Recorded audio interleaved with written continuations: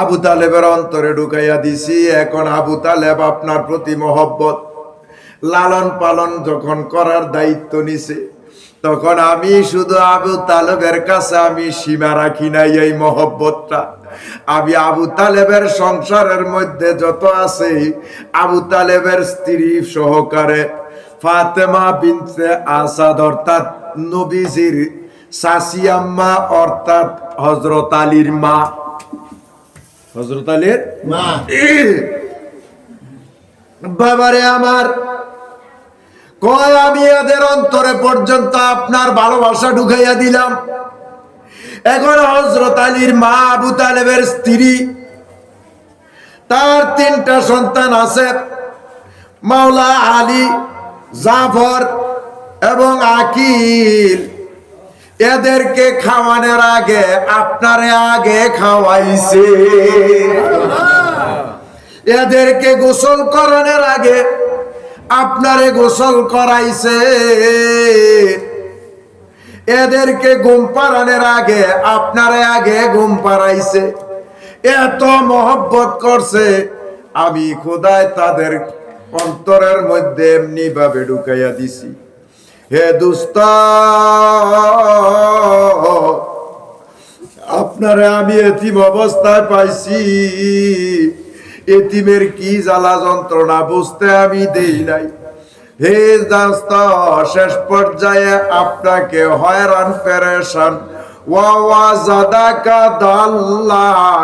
আপনাকে আমি উম্মতের জন্য পেরেশান এবং হয়রান অবস্থায় পাইছি। এ দোস্ত, আমি আপনার কাছে ওয়াদা দিলাম, আপনার মতো উম্মতের দরদি আর কোন নবী এখন পর্যন্ত হয় নাই। তাই ওয়ালা সাওফা ইউতিকা রাব্বুকা ফাতারদা, দোস্ত আপনার যা আমি বলছি, ওয়ালাল আখিরাতু খায়রুল লাকা মিনাল উলা।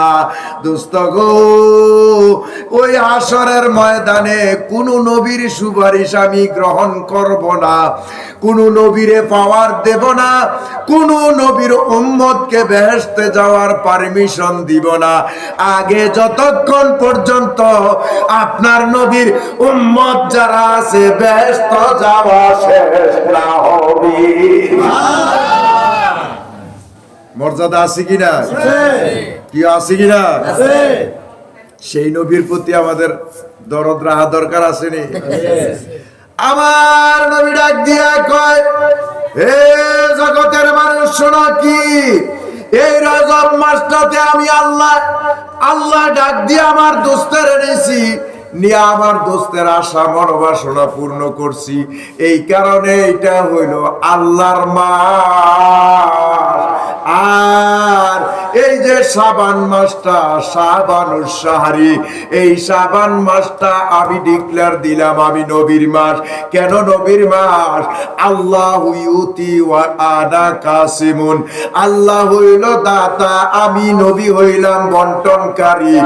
এই 1 বছরের ভিতরে একটা বাজেটের রজনী আছে, 1 বছরের ভিতরে বাজেটের খোদার রজনীটা, রাত্রিটার নাম হইল লাইলাতুল বারাত। সুবহানাল্লাহ। এই রাত্রটার নাম কি?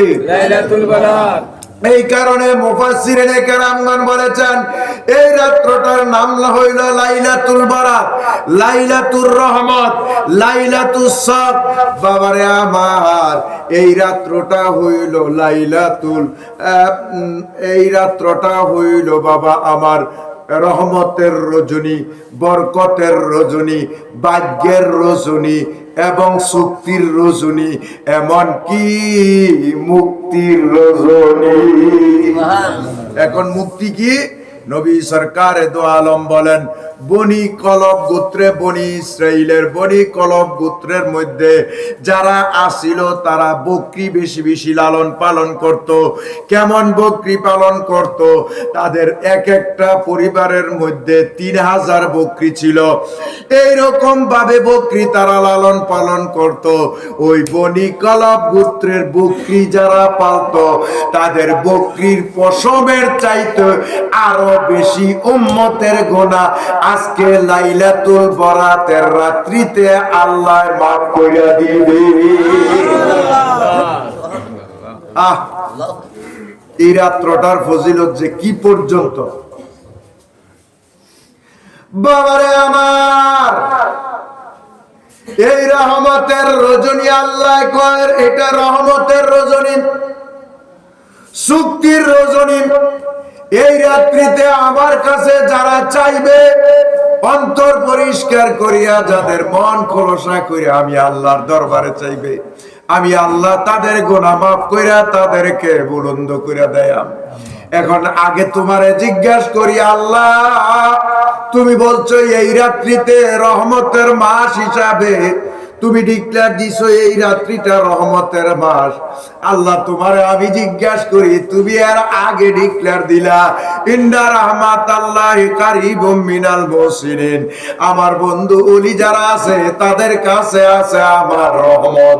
তাইলে তুমি দিলা ডিক্লেয়ার এই রাত্রিতে রহমত, তাইলে এখন তুমি কয় আমার রহমত আছে ওলির কাছে, তাইলে বোঝা গেল তোমার কাছে আর কোনো রহমত নাই, ওলির কাছে গেলেই আমি রহমত পাই। ঠিক না?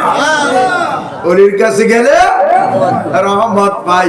তাইলে আজকে আমরা আইছি নায়েব এলাহি শাহ দরবারে, সেরেগালি শাহ দরবারে, মহিউদ্দিন শাহ দরবারে। আমি জানতে চাই তারা ওলি নাকি ওলি কিনা? নিঃসন্দেহে বিশ্বাস আসেনি আমরা? কার কার বিশ্বাস আছে একটু হাত তুলেন। নারায়ে তাকবীর, নারায়ে রিসালাত, সাহেবনগর দরবার শরীফ, সাহেবনগর দরবার শরীফ জিন্দাবাদ।